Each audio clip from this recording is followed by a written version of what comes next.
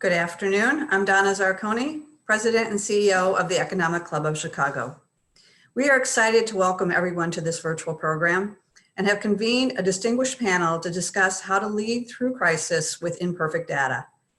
We host today's program in collaboration with Leadership Greater Chicago, which is led by their CEO, Maria Nguyen, who is also a long-standing Economic Club member. Now, Leadership Greater Chicago is the region's premier civic leadership incubator, delivering the knowledge and network to lead bold, transformative change.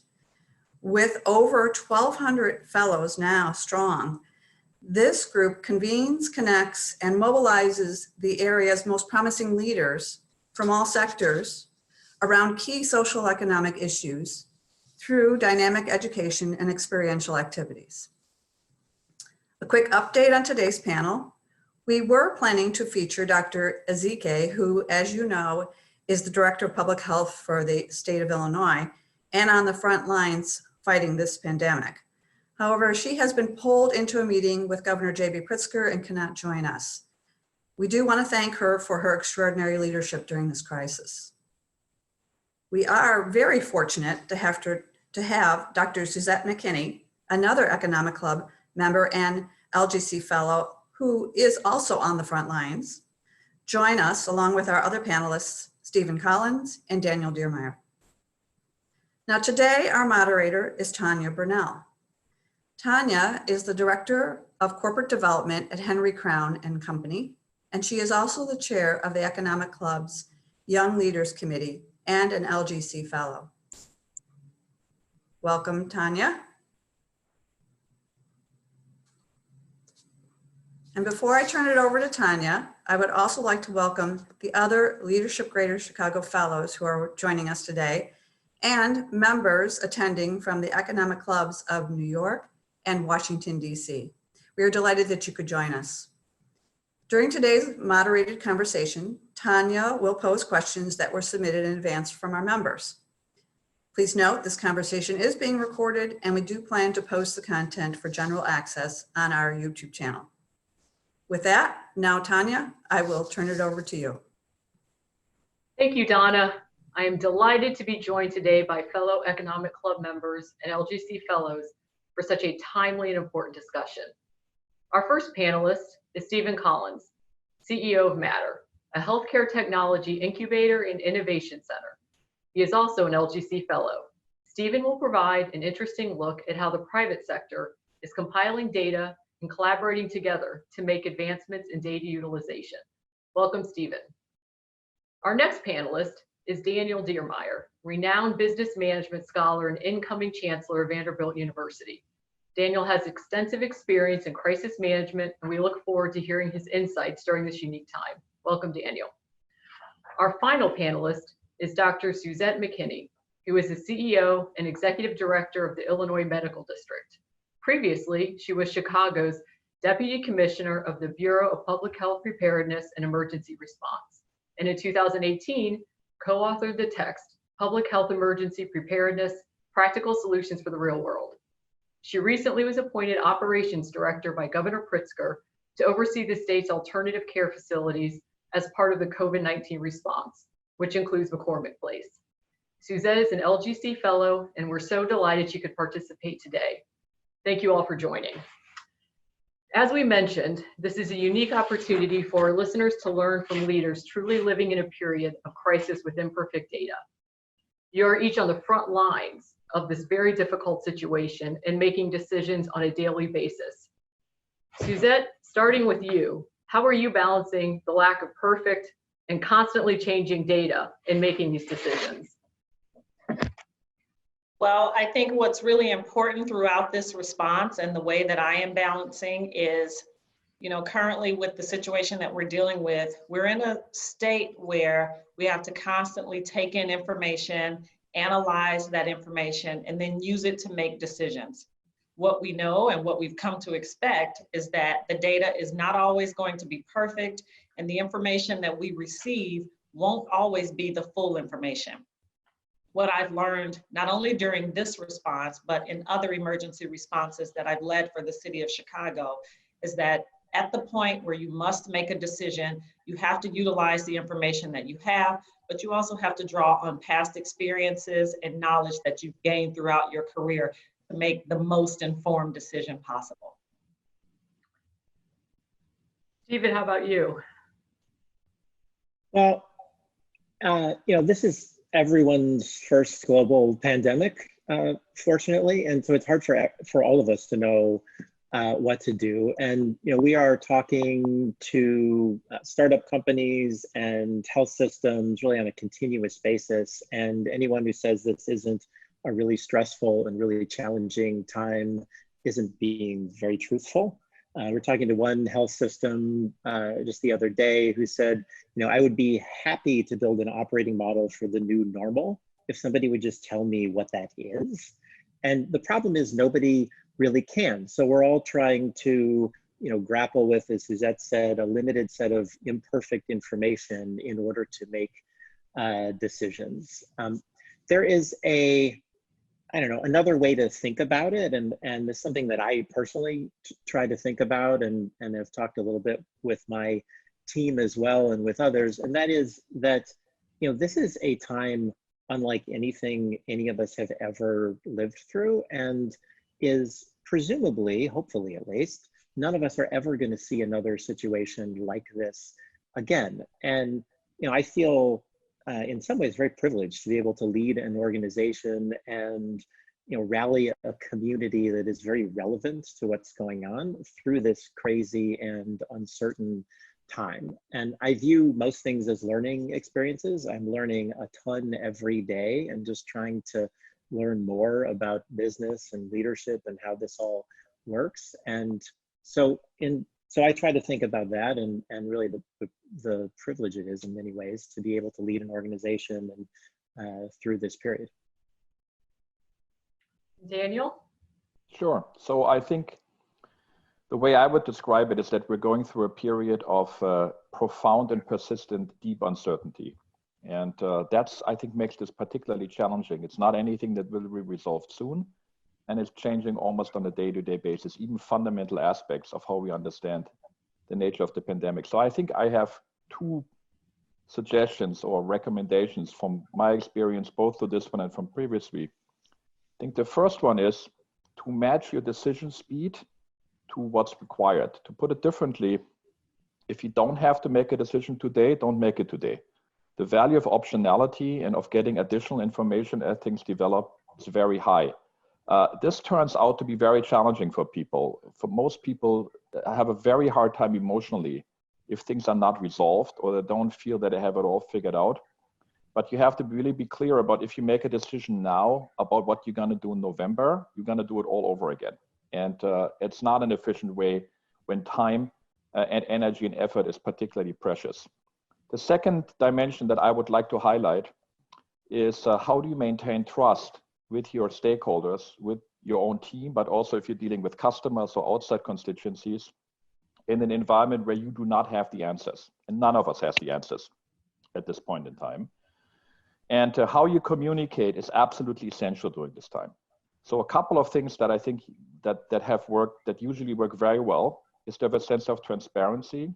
And transparency is not the same thing as full disclosure. Transparency is about connecting with the questions that people have in their head.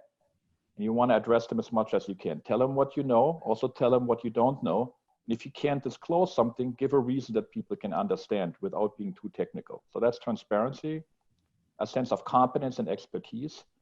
And if people doubt your competence, bring some external competence in. A sense of commitment so that people know you're on it and you're gonna provide them with the solution once you have it. The two key approaches there are to define a process and communicate that, and to make it personal. It's not an accident that the governors give a briefing every day, because people want to hear from the person in charge when they are during a crisis. And the last point, I think, very often overlooked, particularly in the business community, is to have a sense of empathy. This is tough and difficult for everybody, especially as we're starting to feel the tremendous economic pain, and of course the threats that we have from a health point of view, and the victims that have been taken by COVID-19. So communicate a sense of caring and empathy is very important during this time. So if you make sure you focus in your communication on these dimensions in an authentic way that's appropriate for your style, this can help go a long way to make sure that people maintain trust, even if you don't have the answers. Now, building off that, Stephen, I'd be curious, given the number of CEOs that you work with, how you see that trust building. And as Daniel mentioned, when you can't point to the perfect data to say, well, this is exactly how it should be and will be, how are you coaching or seeing them react into building that trust with their employees in the community? Well, Daniel said, I think better than I can, what the principles are that a good leader will abide by during this time. And we have stepped up from a matter point of view, we have more than 200 companies that we're working with. And so we have stepped up our content that is specifically related to this time period. So things like communication we've had a program on that. We've done 2 on cash management strategies because that's something that is, understandably top of mind for many, many companies. And so we are trying to provide, as much relevant information as we can. We also do, oddly, more convening now in many ways than we did before, because the value of peer-to-peer learning and peer-to-peer sharing, both from the startup companies as they're trying to figure out how to navigate this unprecedented situation, to hospitals and different teams from within hospitals that are also struggling through the same kinds of challenges. And so Matter is particularly good at convening. So we've been creating these different forums for people who are going through this challenging period to really learn from each other and share their own experiences and their own approaches and their own learnings as they move through it together. Thank you. And Suzette, you have, with your role in overseeing the state's alternative care facilities, a unique lens from an operational perspective. Can you talk through what you're seeing, your challenges? Sure. So I'll start by just giving a little bit of information for the audience today about what the alternate care facilities are. There are 5 facilities that the state is establishing to serve as alternate care facilities. Those 5 facilities include McCormick Place here in Chicago, Metro South Hospital in Blue Island, the old Sherman Hospital in Elgin, and then Westlake Hospital in Melrose Park. And then there's also Vibra Hospital down in the Springfield area. All of those facilities, with the exception of McCormick Place, are hospitals that have been closed. So we have the Army Corps of Engineers that has come in, and they are working with separate construction crews for each location to complete the construction and bring these facilities back online so that they can provide patient care. The facilities are designed to serve as step-down facilities from hospitals. So as a patient begins to recover from COVID-19 and does not need the most intense level of care that a hospital can provide, then the idea is they will get stepped down to one of these facilities because they are still ill, still need some level of care, and are not ready to be discharged to home. As I'm going out and visiting these facilities and working with these teams, I'm seeing an awful lot of anxiety in the community. I'm seeing anxiety from hospitals and healthcare systems that are in these communities. There's a lot of, or at least in the beginning, there was a lot of concern that these facilities might compete with the hospitals, whether that is competition for patients or competition for staff. So we've been able to resolve those issues and put folks at ease. But what I'm also seeing is concern from local elected officials in these cities and towns where these facilities are located, fire chiefs and mayors and councilmen and others. And so I think, as Stephen started to talk about a few moments ago, about how none of us have really seen a pandemic in our lifetime, and there are just so many unknowns. for me, serving in this role, in addition to working with construction crews and the command staff down in Springfield for ordering supplies and equipment, I'm also having to interact with local elected officials and local first responders, and as I said, healthcare personnel, just to educate them, provide information about what the intention and the goal for these facilities are, but then also make myself readily available to answer all of their questions so that they can continue to do the work that they do to care for the most vulnerable in their communities. And Daniel, given your experience not only being on boards, but also advising boards of directors, what is their role? What are they worried about? What mistakes have you maybe seen in, not really similar, but other crises that you advise them to not repeat, or just what's happening in the boardroom? Yeah, so I've been part of a lot of conversations like that over the last weeks.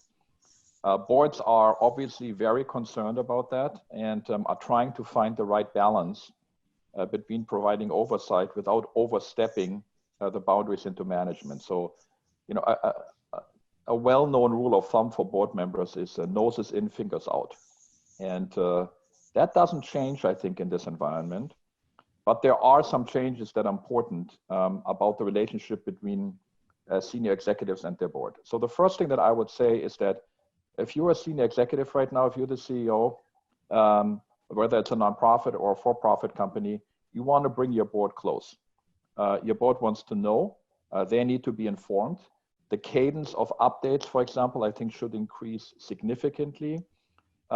If as a CEO, I think it's a good idea to have a call or conversation or Zoom meeting, whatever it is, every 2 to 3 days with your chairman or lead director, depending on how you're structured. So that's one piece. The second piece, it may also be helpful to have like an ad hoc committee. Again, depending on the structure that you have, you may update your executive committee more frequently or have an ad hoc group that you talk maybe on a weekly basis. Communication is really essential. Both Suzet and Steve mentioned that, but with respect to the board, it's particularly important. And now, to turn things over from the board members' point of view, as Stephen said before, nobody has a playbook for this. This is new for everybody. And the stress and the demands that are put on CEOs during this time are tremendous. So from the board members' point of view, I think you need to realize that you also need to support your CEO. And that means to be there as an advisor, to be there as a sounding board, and importantly, to also provide some personal support. Just checking in from time to time with the CEO, how are you doing? Is there anything I can do for you? Do you want to talk things over? I think it's a very good idea. And then the last thing I say, which is more like a tactical point, but I see it a lot. Board members want to be helpful during these times, and then often they have heard something that somebody else is doing. So, you know, have you considered Apple is doing this over there to do this? And it's very often difficult for the CEO to kind of incorporate that because usually the businesses are very different or the nonprofits are different and you don't really know what Apple did. And so you have to find out. So much better and much more helpful to the CEO is to just ask a question. You know, have you also considered doing this and that without formulating it along the lines that I just pointed out, because it can be perceived as like little, you know, kind of to-do manual, a bit of a threat. And you want to support your CEO as much as you can during these times. Stephen, how, with the work that Matter does in helping facilitate the private sector to compile data, collaborate together, can you talk a bit more about that work that's happening now? Yeah, absolutely. So about 5 weeks ago, we brought together the analytics teams from all of the Chicago area hospitals. And, you know, a lot of people I didn't know, we basically threw a meeting together and it started with 20 or 25 people. Everybody showed up and it was just, let's get people together to share what's going on. Because this is a function, if you think about it, what their job is within a health system is to help leadership and help the institution understand what's actually happening and what is going to happen, and take all of the available data, which there isn't enough, and turn it into information that can be used to make real decisions. And they're all going through exactly the same challenge at exactly the same point in time. And nobody knows exactly what to do, and nobody has enough information. So we brought them together. It has turned into a weekly forum, and it's metastasized and developed a life on its own. There's now about, a lot of people are inviting their colleagues and suggesting this, and there's now about 60 people who are part of this conversation every week. And they've been able to, share a lot of learnings and a lot of, it's all peer-to-peer to really advance what their objectives are. We have a similar forum that we put together for innovation teams from health systems that also started. We're going to start one next week with innovation teams from life sciences companies. And then for our startups, we brought together our med tech CEOs recently to put them in a room together, and are going to be launching more of these little interest groups. And the whole idea is in a world where there is so much uncertainty and there is no playbook, to try to create a collective learning and a collective knowledge that is great, that is better and more efficient than if everyone is trying to figure out many of the same problems on their own. Yeah, as you've all mentioned, no playbook that any of us can pull out on to handle this. But Suzet, you led the response efforts for Chicago during the Ebola breakout in 14-15, I believe. Anything from that you're able to apply to today's situation? Sure. One of the things about Ebola is one of those classification of diseases that we call the viral hemorrhagic fevers. And the easiest way to describe VHFs is just to say that they are really scary. So when that situation occurred, it was something that we always knew was a possibility, but we never really thought it would actually happen here. So what we found ourselves in a situation where, there was a lot of initial anxiety and probably to some degree a little bit of panic about having to deal with that type of situation. And so what I learned in that situation was you're always going to have those initial moments of anxiety when you are on the front lines, but you have to have a process in place internally where you begin to bring yourself out of what I call the basement.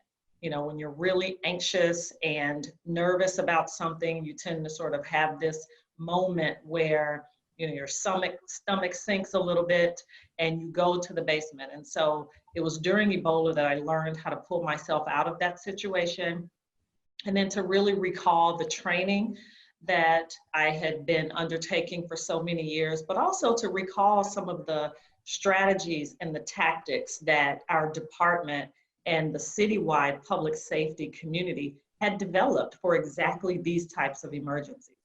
And so when COVID-19 emerged and I was asked to come in and assist the state with its response, I found myself in that same situation all over again, having to pull myself up out of the basement and call upon the knowledge and the training that I've acquired over the years to be able to move forward in a way that was calm, but also in a way where I could think clearly about what needed to be done, and then use the information that I had available to me to figure out where we needed to go and how to advise those that I am reporting up to.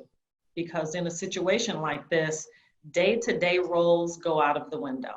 You report up through a command structure, and you have to be adept and efficient at being able to, what I call, influence beyond your authority. And that means people that you ordinarily would not be giving directives to or advising. You have to be adept at doing that in an emergency situation. And so those were all things that I was able to put into practice during the Ebola response. And that was, as you said, in 2014 and 15, but also during the H1N1 response in 2009 and 2010. And I can tell you, This situation was no different in terms of those types of things that I needed to do, but this situation was much more urgent.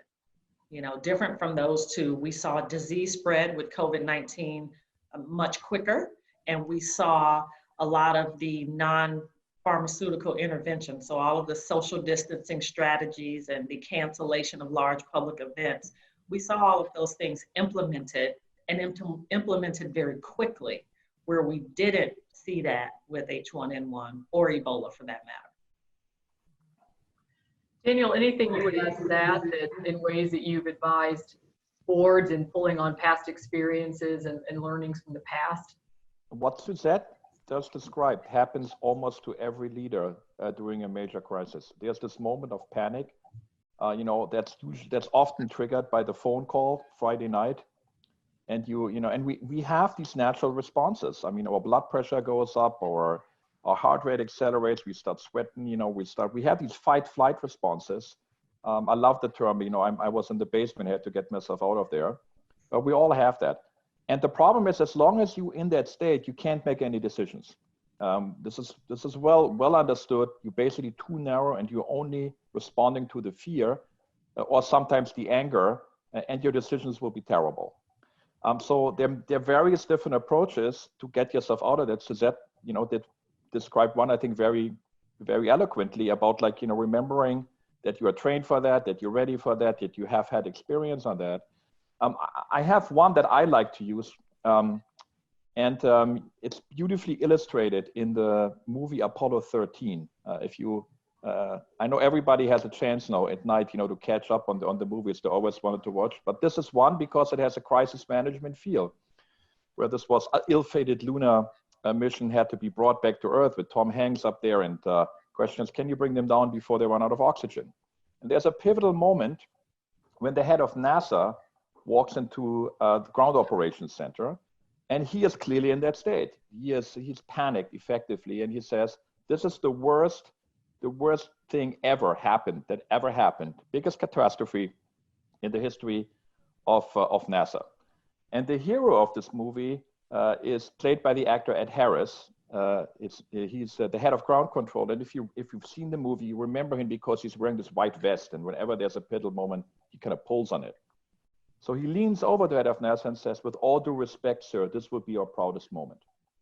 And what happens in this case is people step out of that sense of being fearful, trying to run away, trying to hide, and they step up to the plate. And reminding people that this can be the proudest moment of their career. I mean, Steve was talking about it at the beginning in, you know, slightly different words, but I think related, that this is a moment you can have maybe more impact than you may ever have. I love that phrase, you know, influence beyond authority, because the stakes are so high. And that's where legacies for leaders are built. That's where legacies for organizations are built. And when you embrace that, people's fear goes down. They step up, they become part of they pull together as a group, and reminding them of that this can be their proudest moment, can be a very powerful way to calm yourself down as a leader, but also calm everybody else down and bring them together. I think that is important information. I'd love to hear from Stephen or Suzette in practical ways that you're seeing some of your leaders, your team members stepping up, or how you're influencing them and motivating them to do so and eliminating some of this fear and anxiety. Well, I have a practice that I've used for a very long time, and I have several different names for it. One of the things that I call it is on-the-job training. Another phrase that I use is throwing the bird out of the bird's nest. And what I mean by that is every day in my role, I look for more and more opportunities to provide to my staff that allow them to lead whether it's a particular project, to lead in decision-making, but I use that as a strategy for helping to develop the leadership ability of my team members. And what I will tell you is that over the years, it has served me very well, and it is continuing to serve me well during the COVID-19 response. As you all know, I serve as the CEO and Executive Director of the Illinois Medical District. And myself and several of my team members were actively involved in supporting not just the 4 hospitals within the medical district, but a 5th hospital that is within very close proximity to us. And we were coordinating and convening the hospitals around medical surge, how much demand they were seeing in their hospitals, what their resource supply was looking like, and figuring out pathways for those 5 hospitals to not only share strategies and practices related to COVID-19, but also to potentially share resources or have to activate additional sites outside of their facilities, which myself and my team would step in and help facilitate. But when I received the call from the state of Illinois to step into this operations role, I had to hand that off to my chief of staff at the medical district, and she was able to step in immediately and take over the convening and the coordination for those hospitals rather seamlessly. But I think that that's because she and I worked together for so long, and so she's had quite a bit of experience in what I call, the on-the-job training and being thrust into situations where she would have to lead either with me taking the second chair or with me not being available to do so. And what I think that has done for my team members is, to some degree, it eliminates the element of surprise when I reach out to them and I say, I need you to lead this work and here's why. And I think they've learned some skills and some strategies along the way, and we've practiced this, where they have to make decisions, they have to analyze information and use that to make educated decisions without my input. And so again, it's a strategy that I use to help develop the leadership skills of my team members. But in emergency situations like COVID-19, it's been very helpful in helping me to have some backup. If I can add, one of the things that every leader, one of the goals of every leader, and often one of the challenges, whether you're leading a huge organization or a team, is to enable the people who work for you to connect to the purpose of the organization that they're all a part of. And there's a funny sort of dynamic in a crisis kind of situation like this, which is that it clarifies and can really heighten the sense of what that purpose is for lots of different types of organizations. So leaders that are able to help employees connect with that purpose during this time can help people get through this and actually become more productive and more kind of centered in the mission of the organization. So a couple of examples. So if you think about the startups that matter, they kind of fit into 2 categories. We have those that are building solutions. We're in the middle of a healthcare crisis, and we happen to be a healthcare incubator. So we've got lots of companies that have solutions that are directly relevant to what's going on right now. And those companies, their purpose has just become very heightened because they are directly able to make a difference and to help in this pandemic period. And then you've got another set of companies that maybe have nothing to do with the pandemic, and their purpose may be completely different right now. Their purpose may be simply to figure out how to survive and how to, they may be seeing their sales cycles go from what may have been seemed long before to something that looks like infinity because people just aren't paying attention to it right now. And so they are rallying around and trying to ensure that everybody in the company is focused on one single objective, and that is living to fight another day when this pandemic passes. And this is true in a situation like this. I can go through examples of some of the types of hospital teams we've been working with, some of the other types of organizations. But it's really, I've found it very interesting to kind of observe a lot of companies, including our own, but observe a lot of companies and a lot of organizations about what it can mean for what this kind of a crisis can mean when it comes to purpose and employees' connections with the mission of the organization. I think you highlight on something important when you talk about decision-making from a leadership perspective. Oftentimes you hear, crisis aside, drawing on the values of the organization. I think that, as you mentioned, is becoming crystal clear now, and is hopefully something that is a positive that comes out of this, that folks think about the values of what drives their decisions, particularly now where it can be life or death, and the safety of the employees, communities, everyone around you. What do you think are some other permanent changes? And each of you has a unique lens. Maybe it's academic, business, policy, healthcare.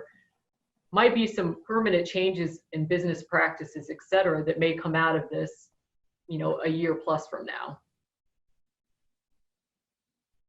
Well, I will start first. And one of the things that I'll say is that there are many practices that I think will change coming out of this, but I'd really like to talk about what I hope will be a change coming out of this.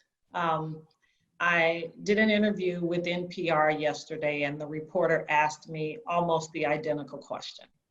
And what I said to him is that it is so encouraging to me to see how businesses are coming to the aid of people who need food, people who are food insecure, and restaurants are stepping up and feeding people.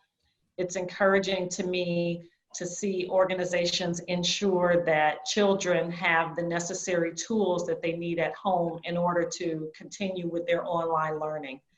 It's encouraging to me to see how all of these various sectors, the business community, nonprofit, government, healthcare, you name it, are all coming together to care for those that are the most vulnerable among us.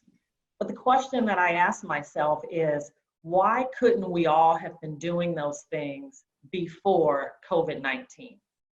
And I think about when I hear statistics and the data around communities that are suffering disproportionately from COVID-19 with regards to deaths. And I think about all of the challenges in our society that create the environments for those disparities to exist. And so what I hope comes out of COVID-19 is that we will all come out of this with a greater sense of humanity and a greater sense of caring for those that are more vulnerable than we all are. And for all of these efforts that we are seeing widespread, not just across Chicago and the state of Illinois, but across our country, that we will continue to remember this moment and use that as a motivating factor to continue to care so deeply about people that are the most vulnerable among us. Because while the systems and the situations that created these environments that breed disparity, while they are long-standing, I think if we come together as humans, we can begin to break down the barriers that exist for so many people. So I'll stop there because that's again, something that I hope will come out of this situation as a part of our new normal, whatever that looks like. Well, maybe I'll add to that. And from the point of view of higher education, especially the point of view of the great American research universities, I'm incredibly proud of what happened there over the last few weeks. So first of all, I think the speed and decisiveness that the universities have shown in this environment was tremendous. They practiced social distancing before the decisions were made by many of the states and many of the communities. They switched within a week the entire operating model, which was based on residential learning to online learning, with very little experience in many cases. And it's not perfect, but it's working. And people's education is continuing. I think the second dimension on that is just a tremendous amount of care that went into this for their students with enormous difficulty. Again, remember, the model is typically is that you have 18,000 students on campus and living in close quarters, and you had to basically vacate the entire premises within very quick time, all sorts of complications. And then on top of that, I think the thing that has been happening for the communities. All the great universities, University of Chicago just had this new program where they provide grants and support for community businesses and so forth, where universities step up and provide support for their communities. And the last thing I say, again, very often I think forgotten, is the tremendous role that the academic medical centers are playing in the backbone, not only of providing the highest level of care, but the rapid innovation that is absolutely essential at this point. And whether that is, figuring out new ways to provide treatments, whether that is, using 3D printers to try to put the ventilators together, the amount of activity and the collaboration between the scientists to find a vaccine or a treatment has been just breathtaking. And so I think this is, for higher education, I think this is a very, very proud moment. And I'm proud of the leadership that has been exhibited, not just by the universities that I'm affiliated with, but across the board.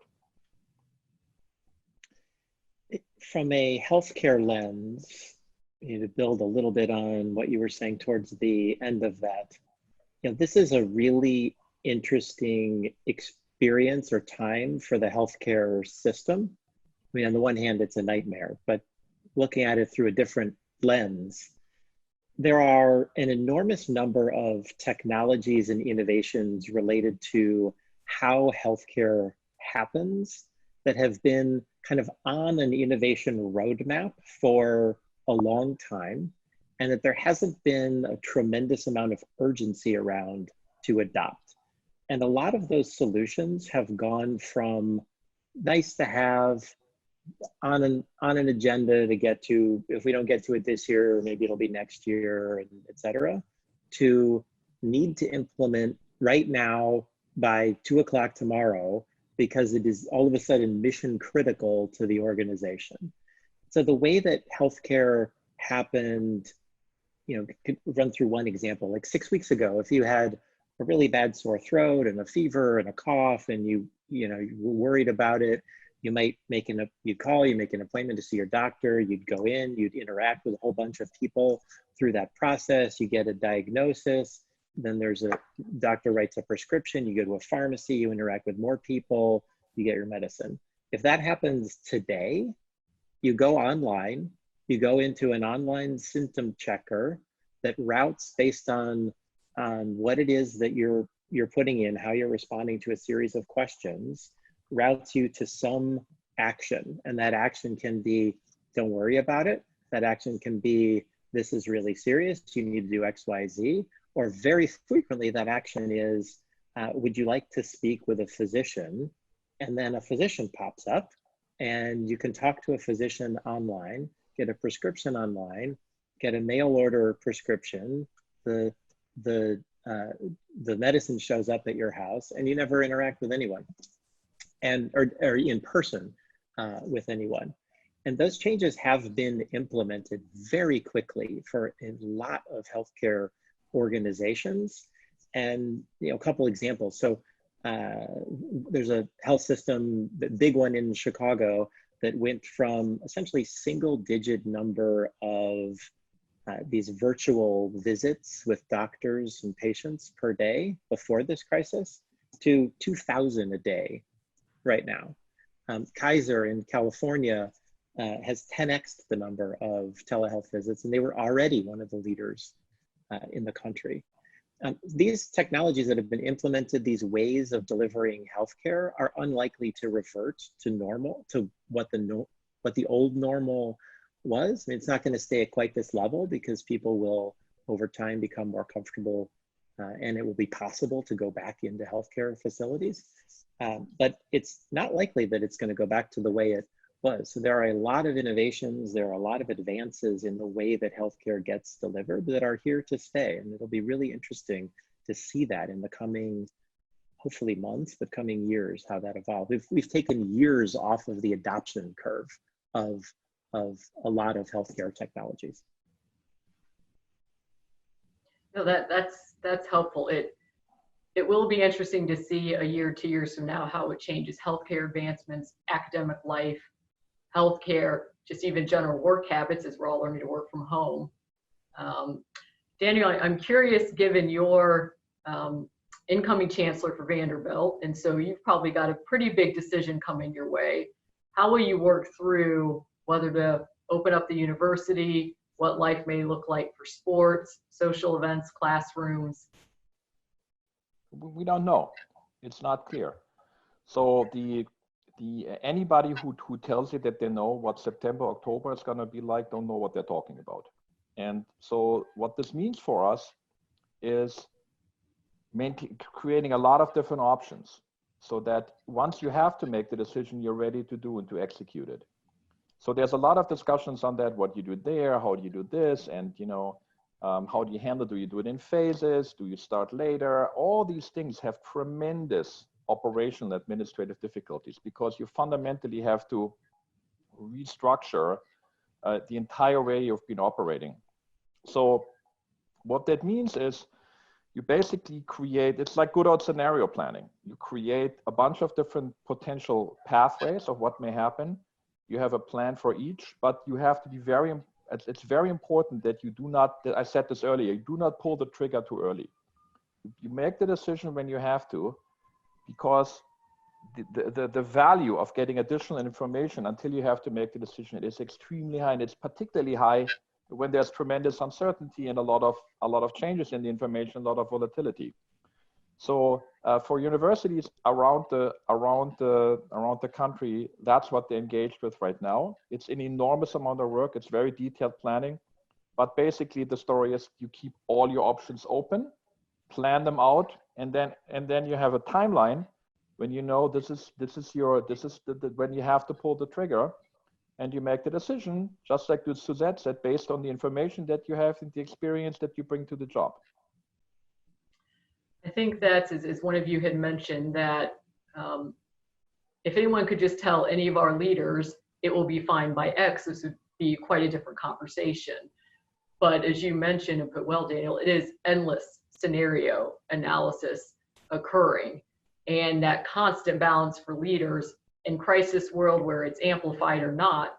When do you wait for perfect data versus delaying a decision, making a decision today? That constant back and forth. I'd be curious, Suzette, how you're thinking about that as you look forward, that perfect data versus I can't delay this decision anymore. Yeah. Well, I think that Daniel hit the nail on the head. You make the decision when you need to make the decision. It's interesting because I was on a call this morning with my team from the medical district and some of our external advisors, and we have a decision point that we're trying to make. And the conclusion on the call was, we don't have to make this decision right now. There's more information that we think we can learn, that we think we can gather and learn from. So let's do that to help inform whatever our decision will be later.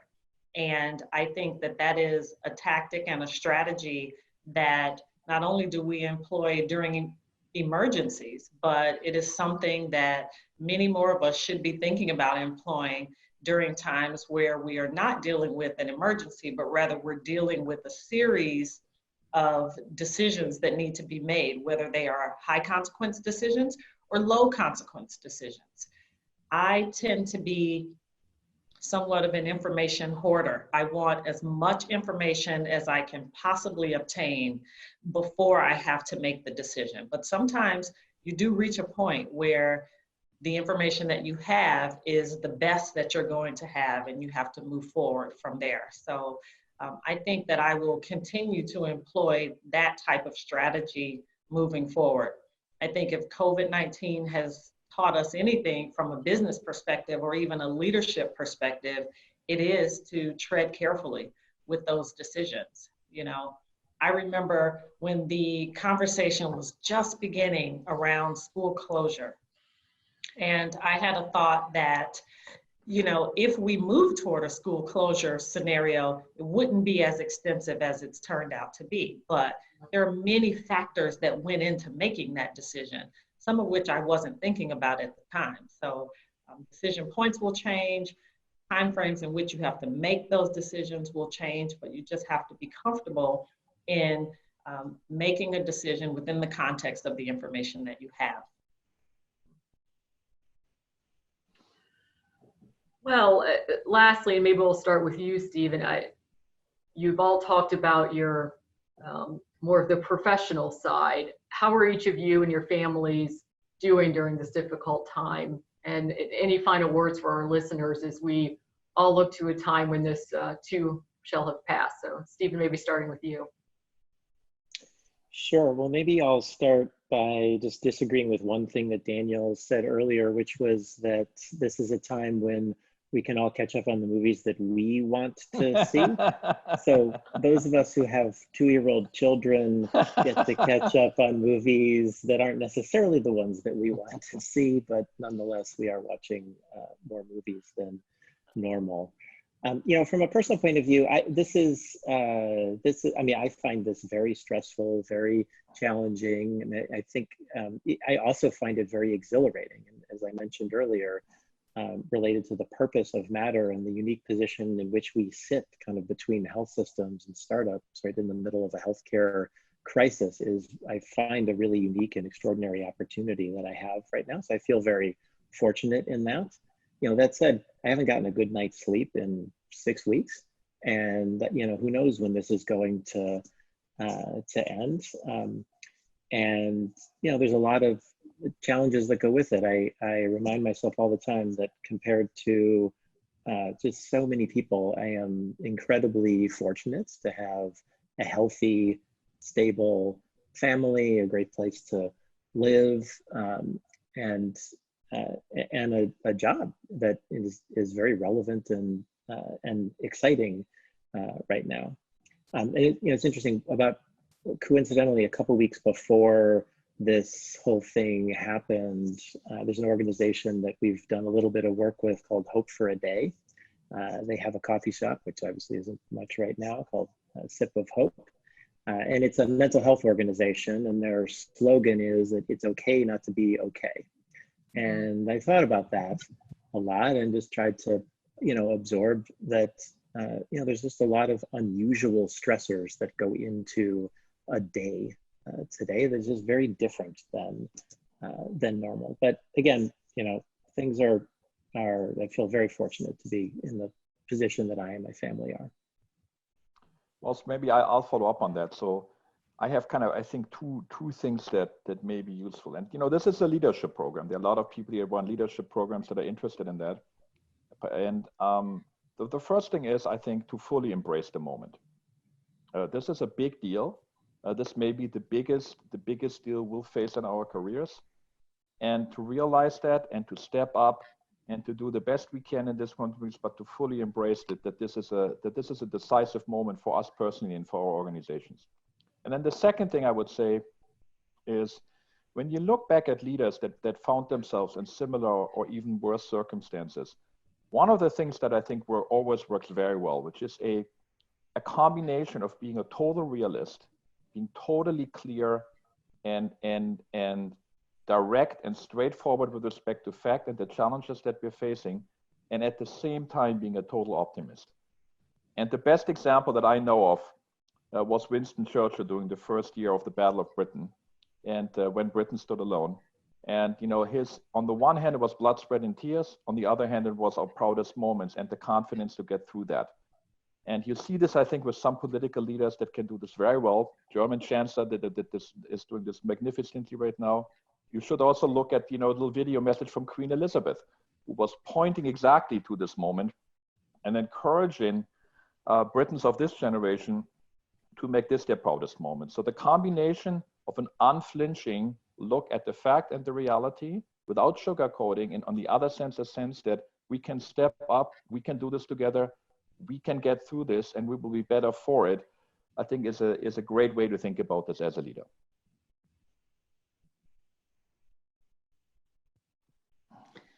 So picking up on that, talk about fully embracing the moment. Prior to COVID-19, I didn't think it was possible for my daily schedule to get any busier than it is. And then COVID-19 happened.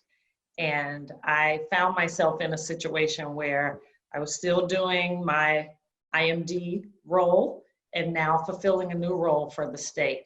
And I've been really surprised by the various avenues in which I have had to step up and lead during the COVID-19 response. Not just my team at the IMD, not just the teams at all of these hospitals and alternate care facilities that I'm going into, but all of my friends, my family members know that my background and my expertise is in emergency preparedness. And I have found myself having to lead my friends out of their points of anxiety, having to lead family members out of their fears around what might be happening. I can't tell you how many people have called me and said, is the military really going to come in and, you know, impose martial law or keep us locked in our homes? And, you know, it's just been really interesting to be exposed to the types of fears and anxiety that people have. And it's given me an opportunity to lead in ways that I didn't really expect. But I think in terms of how I'm balancing it all, well, one of the first things I have to do is force myself away from the computer. When I'm home working remotely, my days have become extremely long. I am probably working anywhere from 12 to 14 hours a day. And a lot of that, if I'm not visiting a facility, I am sitting in front of the computer, answering emails, I'm taking calls. So I have to force myself away from the computer. And it's been really interesting and somewhat fun for me to watch my daughter, who, you know, Stephen has a 2-year-old. I have an 18-year-old whose freshman year in college was cut short. So it's been interesting watching her do her classes online and continue to navigate college life. You know, she plays a spring sport. So I've been watching her do Zooms with her team and welcome incoming freshmen who are coming in to join her team. So that's been fun. But I have to tell you, yesterday was extremely stressful, extremely exhausting, and I found a little joy participating in the Disney family sing-along last night. Now, my 18-year-old refused to participate with me, but it was fun. And it was something that I ordinarily would not do, but it helped me laugh and be a little lighthearted and playful at the end of what was a very, very long and stressful day. And I found a new appreciation for the Starbucks drive-thru. As we all have. Well, thank you all for the insightful and informative conversation. We appreciate you taking the time, knowing your schedules these days, and thank you for your leadership in the Chicago community. As mentioned earlier, we will be recording this program and it will be uploaded to the Economic Club of Chicago's YouTube page on Monday. Please feel free to share the video with your networks of colleagues, friends, and family. To all of the attendees, we are always interested in your feedback, and each organization will be sending a survey on this program on Monday. So please stay safe, stay home, and help out our healthcare professionals, first responders, and all those working on the front lines of this crisis. Thank you.